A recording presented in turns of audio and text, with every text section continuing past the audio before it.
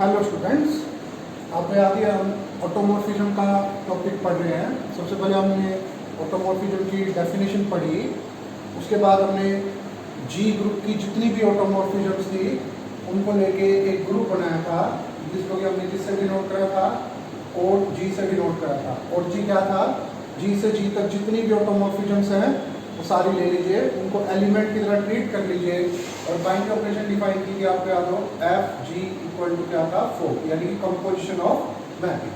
फिर हमने एक स्पेशल टाइप की ऑटोमॉर्फिज्म पढ़ी थी, इनर ऑटोमॉर्फिज्म। इनर ऑटोमॉर्फिज्म भी एक पर्टिकुलर एग्जांपल था किसका, ऑटोमॉर्फिज्म का। तो अब हम क्या कर रहे हैं, जो सेट ऑफ ऑल इनर ऑटोमॉर्फिज्म्स है ग्रुप जी का, मतलब जी से जी तक जितनी भी इनर ऑटोमॉर्फिज्म या कह लीजिए जी की जितनी भी इनर ऑटोमॉर्फिज्म्स हैं उन सब को लेके क्या कर लेते हैं, एक सेट क्रिएट कर लेते हैं। उसको हम INNG से डिनोट करते हैं। इसके अंदर कौन है, TA क्या है, इनर ऑटोमॉर्फिज्म है इसकी जी की। मतलब क्या किया हमने जी की जितनी भी इनर ऑटोमॉर्फिज्म्स थी वो सारी ले ली एक सेट के अंदर। ये सारी इनर ऑटोमॉर्फिज्म है, यानी कि ऑटोमॉर्फिज्म तो है ही, ये सब सेट तो बन ही रहा है किसका, और जी का। लेकिन हमें क्या प्रूव करके दिखाना है कि ये क्या होगा, आपका नॉर्मल सब ग्रुप होगा किसका, और जी का। इनर जी नॉर्मल सब ग्रुप है किसका, और जी का। तो प्रूफ यानी कि सबसे पहले तो क्या बना के दिखाएंगे, सबसे पहले तो सब ग्रुप बना के दिखाएंगे और फिर बाद में नॉर्मल सब ग्रुप बना के दिखाएंगे। तो सब ग्रुप बनाने के लिए आपको पता ही है नॉन एम्प्टी। तो कैसे, मैपिंग ट्रिवियल ऑटोमॉर्फिज्म आपको याद होगा, जी से जी तक जो कि आइडेंटिटी को एक्स को किससे मैप करती थी, एक्स में, जिसको कि हम क्या लिख सकते हैं, E इनवर्स एक्स ई, यानी कि दैट इज क्या हुआ, जो ट्रिवियल ऑटोमॉर्फिज्म थी वो एक्चुअल में कौन थी, इनर ऑटोमॉर्फिज्म। तो इनर ऑटोमॉर्फिज्म का सेट कैसा हो गया आपका, नोन है। यानी हमने ये तो प्रूव करके दिखा दिया कि हाँ एक इनर ऑटोमॉर्फिज्म तो जो एक इनर ऑटोमॉर्फिज्म तो जरूर डिफाइन की जा सकती है। नाउ टू प्रूव सब ग्रुप, आपको पता ही है सब ग्रुप प्रूव करने के लिए क्या करा करते हैं, दो एलिमेंट लिखते हैं जिस सेट को सब ग्रुप बनाना हो। जैसे इसको सब ग्रुप बनाना है तो ऐसा तो ले नहीं सकते लाइक ए और बी, क्योंकि इसका एलिमेंट ए और बी थोड़ी ना, इसके एलिमेंट तो कौन है, मैपिंग्स है। तो क्या लेंगे, लेट TA, TB, किसके, इनर जी के, दो एलिमेंट लेंगे और क्या प्रूव करके दिखाएंगे, TA TB इनवर्स किसमें है, इनर जी में। लेकिन उससे पहले हम ये पता कर लें कि TB का इनवर्स कौन होगा और TA इंटू जब TB करेंगे तो क्या होगा। तो सबसे पहले हम क्या प्रूव करके दिखाते हैं, अभी तो हमने सिर्फ क्या प्रूव करके दिखाया है, नॉन एम्प्टी। तो हम दो रिजल्ट प्रूव करके दिखाते हैं।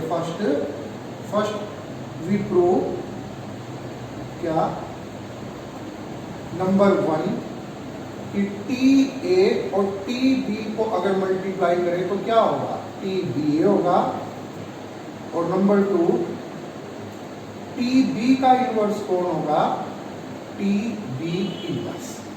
कैसे, देखिए दो मैपिंग है, इसका मतलब TA TB का क्या मतलब है, TA और TB प्रूव करके दिखाना कि ये किसके इक्वल है, TBA के। तो दो मैपिंग इक्वल कब होती है, दो मैपिंग इक्वल तब होती है जब सेम एलिमेंट को सेम जगह पर क्या करें, मैप करें। नाउ देखो कैसे, नाउ फॉर अगर x किसका एलिमेंट है, G का, तो देखते हैं ये मैपिंग x को कहां मैप करती है।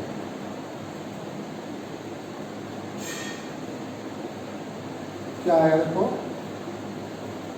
डेफिनेशन आपको पता है, ये क्या बन गया, B इनवर्स XB, और ये क्या बन गया, A inverse B inverse XB और A, यानी कि A inverse B inverse XBA। इसको क्या लिख सकते हैं, इसको लिख सकते हैं BA का इनवर्स। तो देखो क्या आ गया, ये आ गया आपका TBA। तो जहां x को इसने मैप कराया है वहीं पर x ने इसको मैप करा, यानी TA TB किसके इक्वल आ गया, टी बी ए के इक्वल आ गया। अब दूसरा पार्ट मतलब अब हमें प्रूव करके दिखाना है कि टी बी का इनवर्स कौन है, टी बी इनवर्स। तो अब क्वेश्चन ये है कि कैसे प्रूव करके दिखाया करते हैं कि y x का इनवर्स है। अगर ये प्रूव करके दिखाना है कि y x का इनवर्स है तो हम प्रूव करके दिखाया करते हैं x into y e, y into x e, ठीक है ना। तो जो कैसे now t b into t b inverse, अभी क्या प्रूव करा था, टी ए टी बी इसके इक्वल होता है टी बी ए के, क्या आ गया टी ई यानी कि आई, और टी बी इनवर्स और टी बी, इससे टी ए टी बी क्या बना बी इनवर्स आई। ये देखिए x इंटू वाई ई, वाई इंटू एक्स ई, इसका मतलब कि दूसरे नंबर पर लिखा हुआ एलिमेंट क्या है, दूसरे नंबर पर लिखा हुआ एलिमेंट पहले नंबर पर लिखे हुए एलिमेंट का इनवर्स। तो हमने ये दो रिजल्ट प्रूव कर दिए कि अगर टी ए को टी बी से मल्टीप्लाई करते हैं तो क्या आएगा टी बी ए, और टी बी का इनवर्स कौन होगा टी बी इनवर्स। अब अपने मेन पॉइंट पर आते हैं, हमें प्रूव तो क्या करना था, हमें प्रूव तो ये करना था कि जो इनर जी है वो ओथ जी का क्या है सब ग्रुप है। तो उसके लिए हमने क्या कर रखा है, दो इनर जी के एलिमेंट तो ले ही रखे हैं और हमें प्रूव ये करके दिखाना है। तो नाउ अब देखिए हम प्रूव कर सकते हैं। नाउ फॉर अगर t a comma t b दोनों इनर ऑटोमॉर्फिज्म हैं तो t a t b inverse क्या बना t a t b inverse इस प्रॉपर्टी से। और हम इसको क्या लिख सकते हैं, इसको लिख सकते हैं टी बी इनवर्स ए। मतलब अगर ये इनर ऑटोमॉर्फिज्म ए से जनरेटेड है, ये बी से जनरेटेड है, तो इनको ए बी जैसे एक्स वाई इनवर्स करने के बाद एक नई इनर ऑटोमॉर्फिज्म आई किससे जनरेटेड है बी इनवर्स ए से, लेकिन है तो इनर ऑटोमॉर्फिज्म ही ना, तो फिर ये किसमें होगी इनर जी में। इसका मतलब क्या बन गया, इनर जी क्या हो गया है आपका सब ग्रुप तो हो गया है किसका ओथ जी का। लेकिन कैसा सब ग्रुप बना के दिखाना है, हमें तो प्रूव करके दिखाना है कि वो कैसा सब ग्रुप है नॉर्मल सब ग्रुप। तो नॉर्मल सब ग्रुप प्रूव कर लेते हैं, देखिए कैसे। नाउ टू प्रूव कि इनर जी नॉर्मल सब ग्रुप है किसका ओथ जी, ये प्रूव करने के लिए तरीका आपको पता ही है। जैसे अगर H को G में नॉर्मल प्रूव करना हो, एक एलिमेंट लेते हैं H का, एक एलिमेंट लेते हैं G का, प्रूव करके दिखाते हैं G इनवर्स H G किसमें होगा H में होगा। तो अब एक एलिमेंट तो इसका लेंगे, let t a, small h नहीं ले सकते क्योंकि मैपिंग्स है एनर्जी का, एंड एक ले लिया ऑटोमॉर्फिज्म, देखिए टी ए और टी, क्या प्रूव करके दिखाएंगे, वी विल प्रूव दैट क्या कि टी ए टी इनवर्स वो भी क्या आएगी एक, वो भी आएगी आपकी एक इनर ऑटोमॉर्फिज्म, ठीक है। कैसे देखते हैं, ये मैपिंग कौन है। नाउ अगर x एलिमेंट है G का, तो देखते हैं ये मैपिंग x को कहाँ मैप करती है, x को या देगा T a T inverse x, ठीक है। इसको बोल दीजिए क्या रहेगा a inverse T inverse x और a, ठीक है। इनर ऑटोमॉर्फिज्म की डेफिनेशन पता थी तो वो बोल दी, इसको नहीं बोल सकते क्योंकि इसकी डेफिनेशन नहीं पता। अब T A inverse T of T inverse x और टी, ये देखिए मैपिंग और इनवर्स मैपिंग मिलके क्या हो जाएगी आइडेंटिटी, और आइडेंटिटी मैपिंग एक्स को कहाँ मैप करती है एक्स में, और इसके लिए अप्लाई कर ली होमोमॉर्फिज्म की प्रॉपर्टी, आ गया एक्स तो ये आ गया टी। आगे देखिए, ए किसका एलिमेंट है? सारी इनर ऑटोमॉर्फिज्म जी के एलिमेंट से बनी थी, जी का एलिमेंट है। और टी कहां से कहां तक मैपिंग है? ऑटोमॉर्फिज्म है तो जी से जी तक है, तो ये टी ए को कहां मैप करेगी? जी में मैप करेगी, तो जी का एलिमेंट ही होगा टी ए। तो अगर मैं ये मान लूं कि टी ए सी है, टी ए कौन है? सी, और है वो भी किसका एलिमेंट? जी का ही। तो देखिए ये क्या आ गया? ये तो आपका टी सी एक्स आ गया।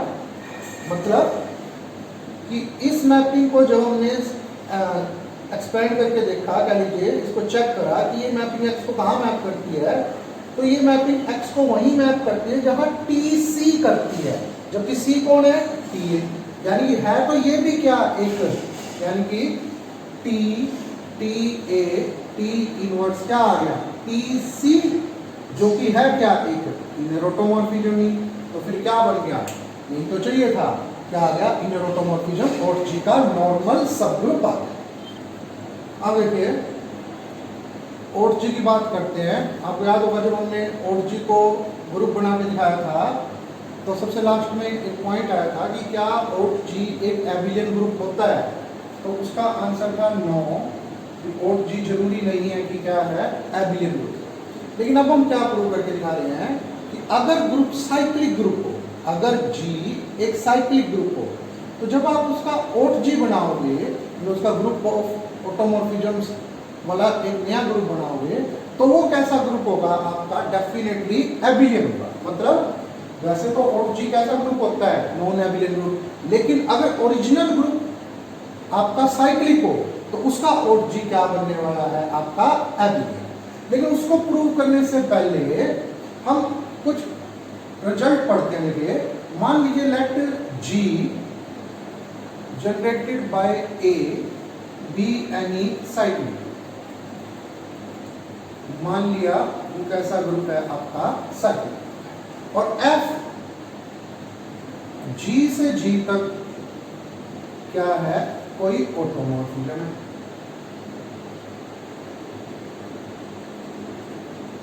तो ये क्या कह रहा है? देखिए ये कह रहा है आप किसी भी एलिमेंट की इमेज बता सकते हो अगर आपको किसकी पता हो? ए की।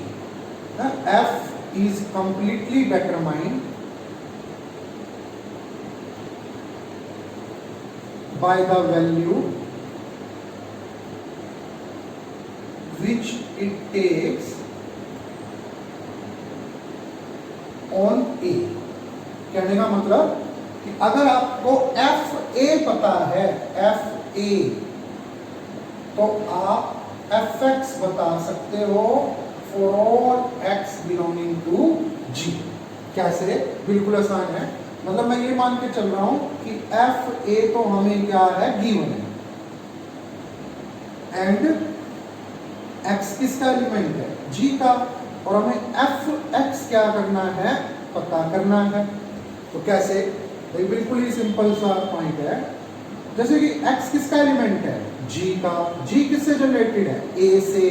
तो ऑब्वियसली अगर एक्स जी का एलिमेंट है, जी का जनरेटर ए है, तो एक्स को क्या लिख पाएंगे? ए की सम इंटीग्रल पावर, ए की पावर के। और देखिए एफ एक्स क्या बना? एफ एक्स बन गया एफ ए की पावर के, जिसको कि क्या लिख सकते हैं? एफ ए की पावर, सारे की पावर के। क्यों? वो ए लिख के और अलग अलग करके। तो अब देखिए अगर एफ ए पता है तो ऑब्वियसली क्या पता है? तो एफ एक्स पता है, ठीक है ना?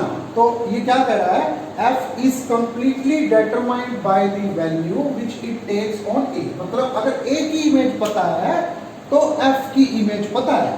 इसका मतलब ये हुआ कि अगर आपको कोई भी ऑटोमॉर्फिज्म पता करनी है किसी साइक्लिक ग्रुप की, तो आप बस इसकी इमेज ले लीजिए, A की इमेज ले लीजिए। मान लिया A की इमेज कौन है? B।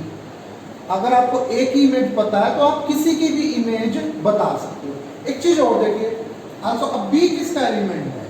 बी भी तो जी का ही एलिमेंट है, और जी किससे जनरेटेड है? फिर ए से जनरेटेड है। तो बी भी तो क्या होगा? ए की कोई पावर ही होगा। तो सारा रिजल्ट क्या बना मिला के, सारा रिजल्ट ये बना, अगर G कोई साइक्लिक ग्रुप है और F G से G तक कोई ऑटोमॉर्फिज्म है। नंबर 1, आपको अगर A की इमेज पता है तो हर किसी की इमेज पता है। नंबर 2, A की इमेज भी कौन होगी, A की इमेज भी A की कोई पावर ही होगी। कहने का मतलब कि अगर कोई G साइक्लिक ग्रुप है और F उसकी ऑटोमॉर्फिज्म है तो F सबसे पहले तो A की इमेज काफी है और सेकंड थिंग वो A को A की किसी पावर में ही क्या करेगी, मैप करेगी। तो आगे से अगर मान लो कोई साइक्लिक ग्रुप लेना है और उसकी कोई ऑटोमॉर्फिज्म लेनी है तो जनरेटर को डिफाइन करेंगे, जनरेटर की इमेज बताएंगे और वो जनरेटर की ही कोई पावर। अब इसकी हेल्प से हम अपने मेन क्वेश्चन के ऊपर आते हैं कि अगर G एक साइक्लिक ग्रुप है तो उसका ओट G जो होगा वो कैसा होगा, आपका एबिलियन होगा। तो G क्या ले लिया, मान लिया साइक्लिक ग्रुप ले लिया। अब ओट G को क्या प्रूव करके दिखाना है, एबिलियन। तो ओट किसी ग्रुप का एबिलियन कैसे प्रूव करके दिखाते हैं, किसी ग्रुप का एबिलियन प्रूव करना हो तो उसके दो एलिमेंट ले लो, एक ऑटोमॉर्फिज्म तो ये ले ली और एक ऑटोमॉर्फिज्म ये ले ली। अब देखिए कैसे डिफाइन करें, G से G सिर्फ किसकी इमेज पता होना काफी है, A की, और वो भी कौन होगी, A की पावर n। दो एलिमेंट ले लिए किसके, ओट G के। अब प्रूव करके दिखाते हैं कि ये दोनों एलिमेंट कम्यूट करते हैं कि F G किसके इक्वल है, G F के इक्वल है। फिर वही बात, दो मैपिंग इक्वल कब होती हैं, दो मैपिंग इक्वल तब होती है जब वो सेम एलिमेंट को सेम जगह मैप करें। तो अब मैं प्रूव करके दिखा देता हूं कि ये दोनों मैपिंग A को सेम जगह पर मैप करती है, क्योंकि इन्होंने अगर A को सेम जगह पर मैप कर दिया तो सभी एलिमेंट को फिर उसी के अकॉर्डिंग क्या करेंगी, मैप करेंगे। तो देखिए नाउ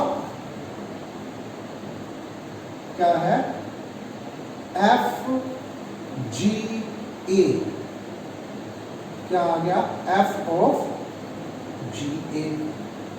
अब ये G A को कहां मैप करती है, A की पावर n में, जिसको कि क्या लिख सकता हूं मैं, F A की पावर n, होमोमॉर्फिज्म की प्रॉपर्टी से। अब F A किसके इक्वल है, A की पावर n के, A की पावर n m, n और m दोनों इंटीजर है। एंड G F देखिए A को कहां मैप करती है, G F A में।